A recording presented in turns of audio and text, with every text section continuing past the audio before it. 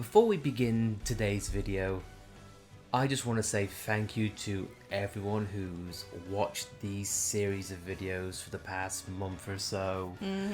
You know, commented, interacted, whatever the hell, whether it's been for a minute, an hour, or however long. I just want to say to everyone watching right now, thank you so much for all of the love that you've given the videos and the channel. It is so amazing.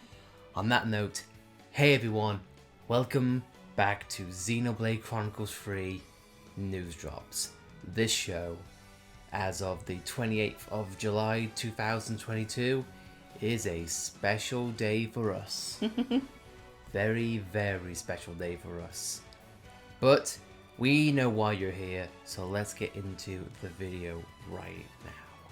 And we start off with one of the writers of Xenoblade, and it says 6 hours until the release of Xenoblade 3. This is of course Japanese time. Yeah. So yeah, they get the good stuff. They get the good stuff.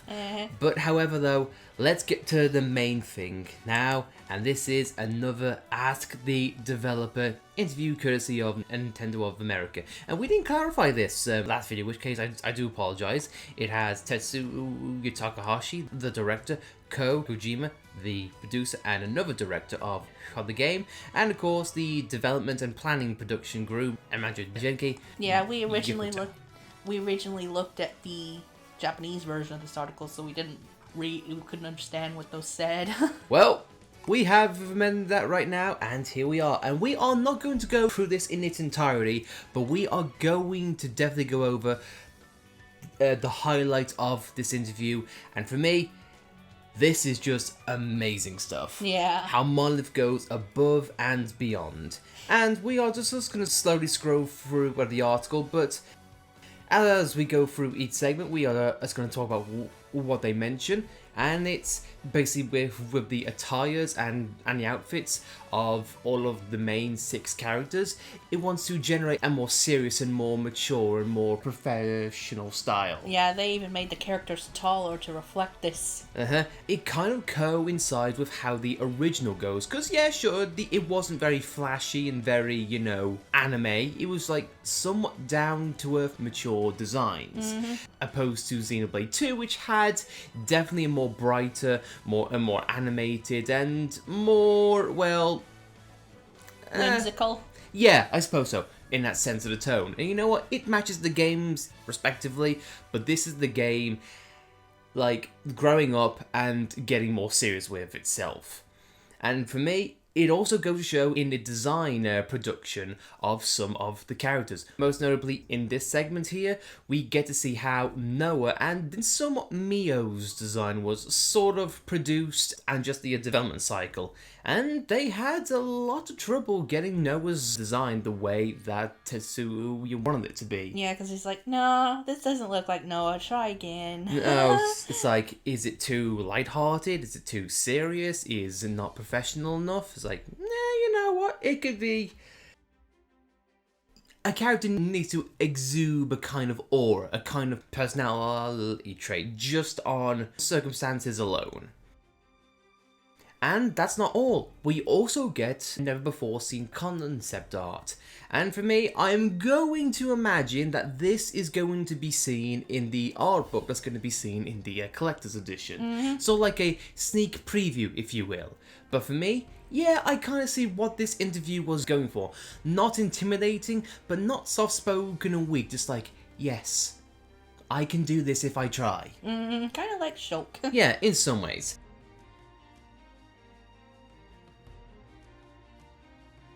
And of course, the other characters, in somewhat, were relatively easy because, you know, if you want to do a soft-spoken but caring girl, they've done that before with Melia, with Pyra, and in some ways other characters throughout the series. And also a little bit of an insight, if I stop here, Mio's, I'm going to assume is what they considered her final design, was made all the way back in November 2019.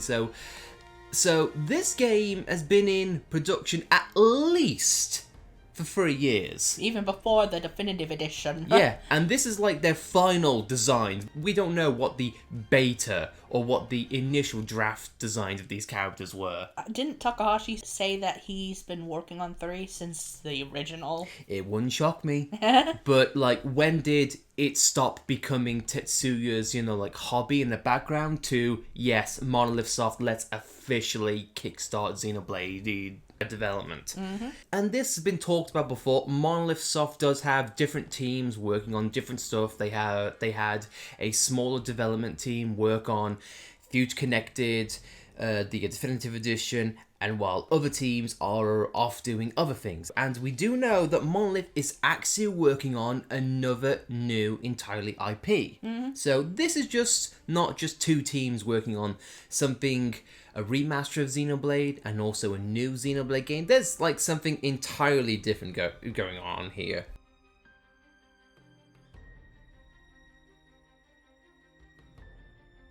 And of course, as we scroll through each of the characters here, I don't know why, and you pointed this out before recording, I too like Uni's draft design here. Yeah. Just with how her wings are, her smirk, like just on this headshot alone, you get a pretty good idea on what her character is going to be just from a look. Yeah.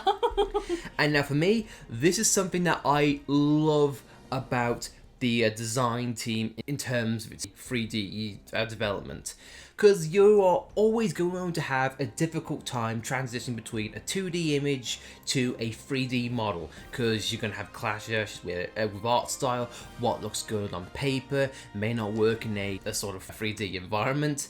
And for me, I gotta say this now, with their use of shaders, like wanting to make things spot on, yeah, sure, this image and the one below it. Like, just going off the 2D image of lands here, and look on how accurate it looks compared to its 3D artwork.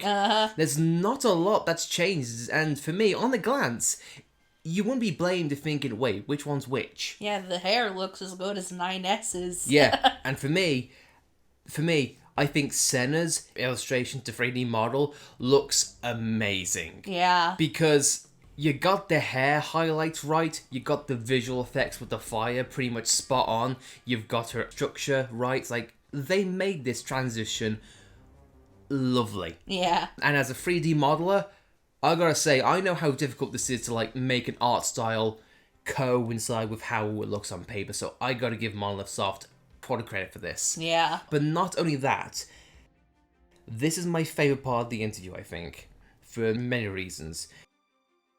You want to know how much Monolith Soft, or better yet, the composers wanted to make Xenoblade's soundtrack look good, or sound good? Well, let's have a look here. And I love that even in this particular moment, we see like, the game is all about, its main vocal point in terms of like an instrument is woodwind, aka a flute. And of course, in case you didn't know, Mitsuda is a composer who's worked with Monolith Soft before in terms of Chrono Triggers, Xenogears, and Xenoblade Chronicles 2. I like how Mitsuda began work when Xeno was just a little bitty baby back in Sony in the 1990s, and now he's here pretty much at the very end. I love it's such a full circle moment.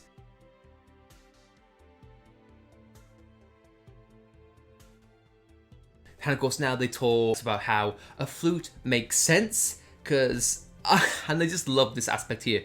Would you want to use a percussion instrument? Oh yeah, sure. I would be on this battlefield, wishing the dead well. Noah's a little drummer boy. It'd be fitting though, because Noah's an Abrahamic name in Christmas. Just sending up the dead with a drum solo. Or, hey, guess what? You're dead. Oh my god. Again, it wouldn't work, so it kind of makes sense to do that. And even in this fantastical JRPG story, they talk about how it would just make sense. Like, you need a side string instrument of reasonable size, and you wouldn't see, like, Noah having a double bass on the back. Although I will say, I would find it hilarious if Noah fought with a double bass. Yeah. A music JRPG where you fight with instruments.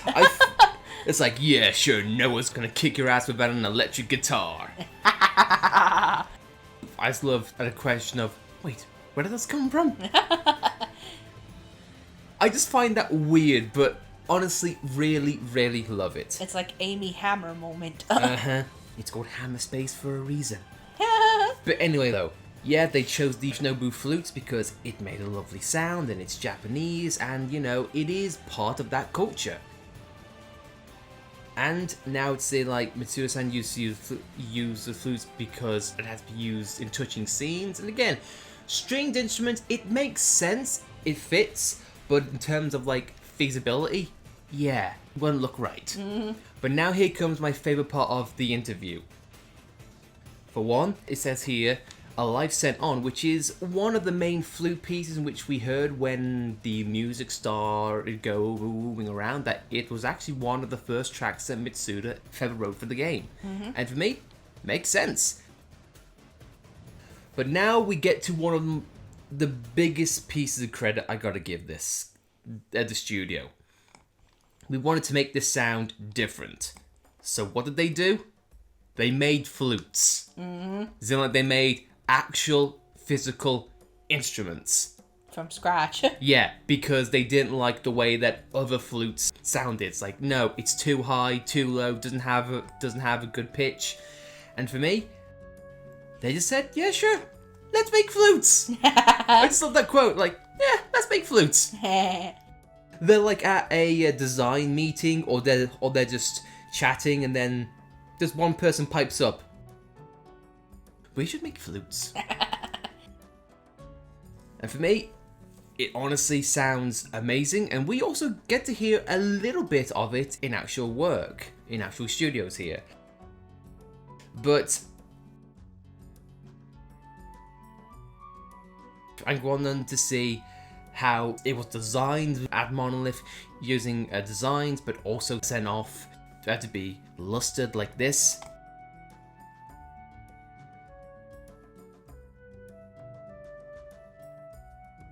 And these are actually real flutes that exist. And for me, look at these designs, man. But the only thing that sucks immensely here is that there are only 3 of these flutes in the world. It's kind of like how in the advertisement for the 3DS version of Xenoblade Chronicles, how they had a mini concert by Ace, but in the middle they had an actual Monado. In the middle.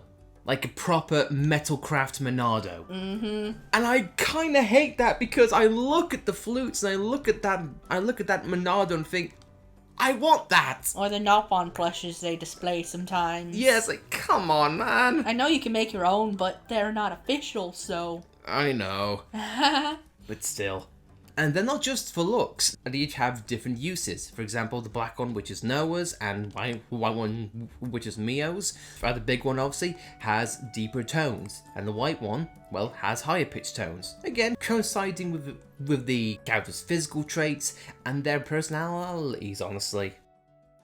And for me, it does actually sound a lot different than what a traditional flute would sound like. Because again, you can custom make these to your specifications, really. And again, just look at this, man. This is professionally designed right there. I like how Mio's has little pineapples. It's Ricky's. Subtle Easter eggs.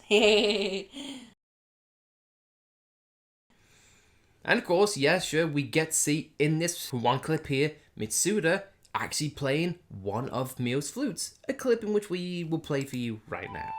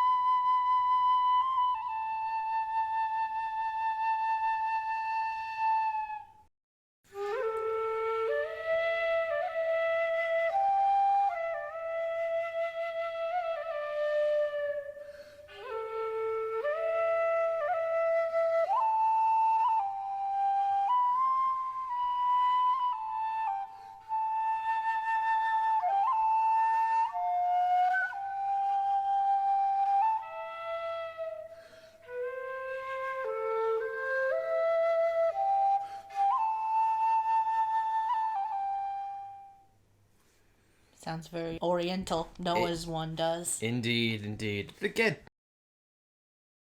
it matches. And I do like how it's another example of two things from two different characters, from two different perspectives coming together and making something awesome. I love it.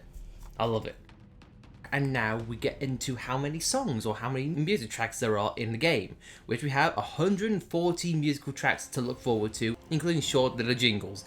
But of course, Takahashi, it was still not enough. I wanted at least 15 more. I wanted 15 more bangers because god damn, you can never have enough. And of course, we also get an insight on which composers do what in the game. Not specifically track by track, but just a general feel.